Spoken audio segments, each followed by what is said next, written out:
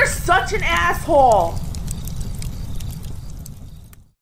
We got a very interesting question. Because here in the United States, now this guy's from India, so I don't know if if it's the same dynamic over there as it here in the United States. But in the United States, as I've said many times before, um, the trades are a very important and vital skill, amazing skill, especially the higher up you get. But for whatever reason, the people who tend to go into the trades are like artists. They're lazy, they're dumb, they're unreliable, they're drunks, they don't do the job right. Very immature is the best way to put it. Where they're so short-sighted. I don't know if it's an IQ thing or maybe they're just lazy, where they don't realize that if you do the job right the first time, you don't have to waste all your time doing repairs and being called back and all that. And also other things like I would have thought, and some you could see this in actually large metros where you have the large home manufacturers.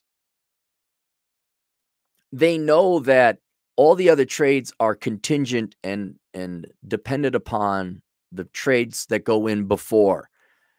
Like if you get the concrete, you got concrete first, frame, flooring second, da da da da da. And if there's any hiccup before that, that pushes down everybody else because Bob showed up drunk or didn't show up at all. And so this exponentially can increase the labor costs at least of a house. It makes it very frustrating for these low IQ pig fornicating dopes. Trying to obviously keep this out there.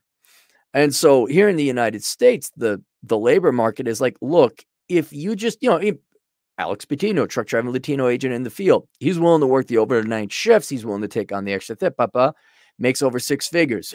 Then you got the morons who, in the 8th grade, I never really made it past the 8th grade. I may have graduated from high school, but mentally they never made it past. Dude, I can't, the truck companies. I'm like, well, Alex, how do you? And he gives me this, like, oh, you just work more. You do the shifts people don't want to do. I don't want to. I guess it's too bad for you then. So to me, it's like, look, if you just show up and do your job, you do it right. Not at that very moment can you walk in. You have no reputation before you. But if you do a good job for a year, you guarantee your work. You don't take on more work than you can, especially beginning. Like you would start as a part-time thing so that you could make your mistakes, streamline your operations, develop some good habits that make sure you ensure the time, value, quality of your work. You're going to screw some things up no matter what first couple times you do it anyway. So you need an extra weekend to fix up Mrs. Johnson's car that you did wrong the first time. But after a while, you would develop a reputation and then you could market yourself. I'm on time, I'm sober, and I do the job right, and I guarantee my work. And that would be your sales point. Now, that's here in the United States. Why? Because you have 8th graders pretty much populating the entire trades. Not all, of course, there's some legit, and they're the ones that go on to run a shop or just are 6-figure tradesmen. But I don't know if that's the case in India. I don't know if the free market forces has forced competition and thus quality on your competitors. And that, is it common to half-ass all the jobs? Is that common in India? Are people drunk? I don't see the Indian people as just being a bunch of drunk hicks. Matter of fact, tradesmen in India, I'm kind of curious what that looks like. Do they have the hat? Do they got the belt? What are they as grizzled and tough as the tradesmen here? I don't know what that looks like.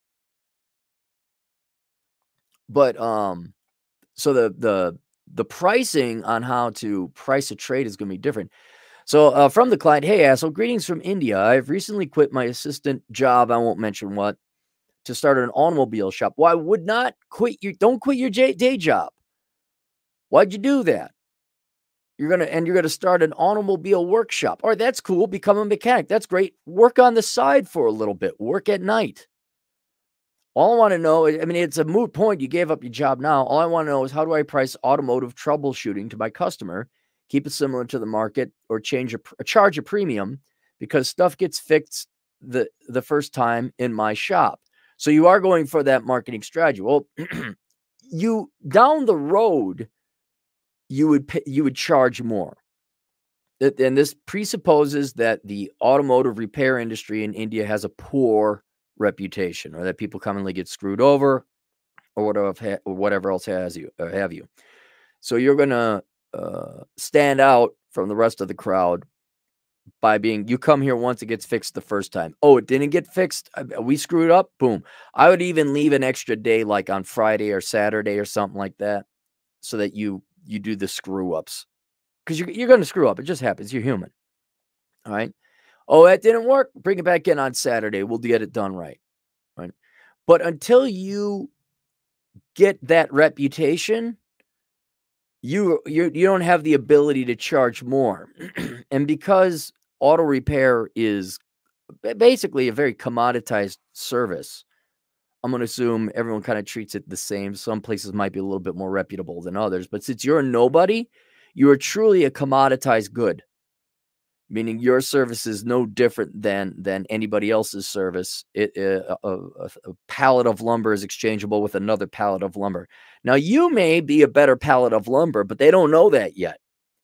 So for now, what I would do is charge what the other guys are charging, maybe even a little bit less, so that you can get some experience and some clientele in under your belt. But you should have a website up and running. Very nice logo so people could visually identify it. Spend the money on the signage so people could see it out front, because you want to establish that visual thing with higher quality. And I'd imagine it's going to take at least a year. I've never ran an auto shop, but it's going to take at least a year for you to establish that reputation. And what you have to do also on your website, gets fixed right the first time.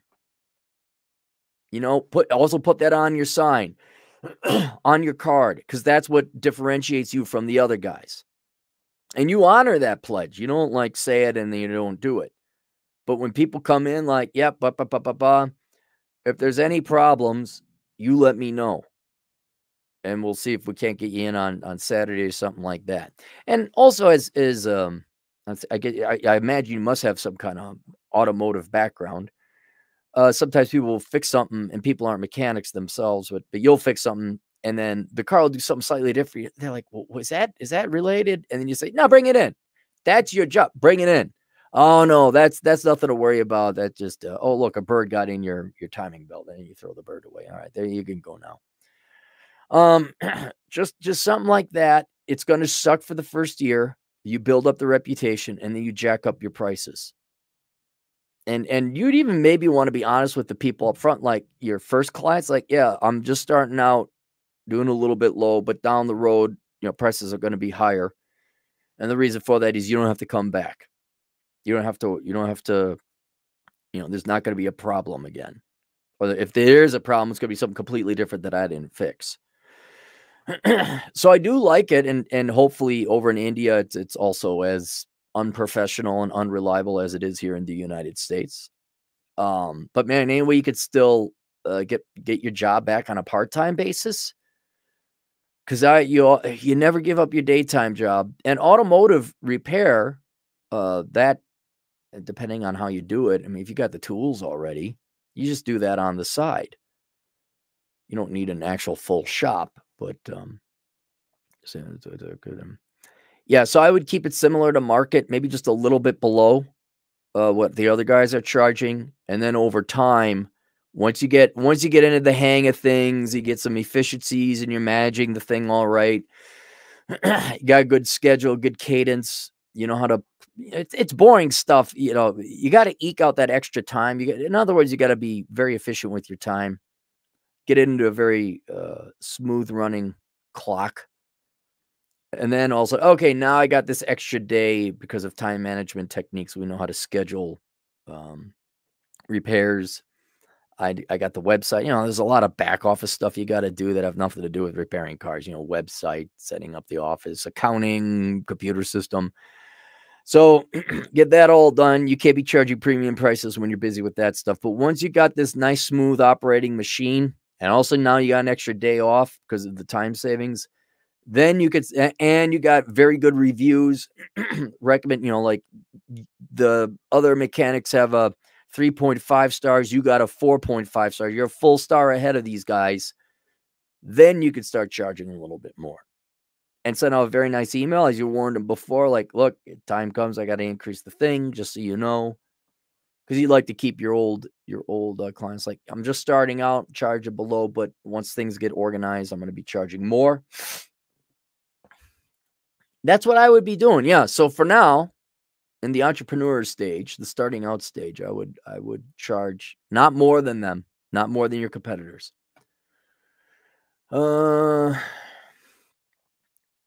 Here, there should probably be some good advice.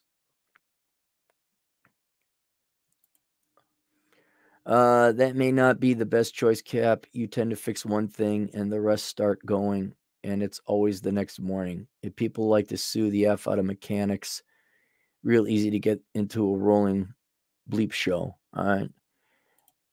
You don't like your audience of no real value to know where you live. You're live, do you? Or also much road bacon in your eyes. What? I don't know. Did it not tell you that I was live, Jennifer? I don't know. Sometimes you got to resubscribe. Sometimes. RS $5. Everybody loves bacon. They love bacon and they love the goddamn bacon on the YouTubes. All right. So there you go, buddy. Best of luck to you. Hopefully it works out. We'll see you guys later. Toodles.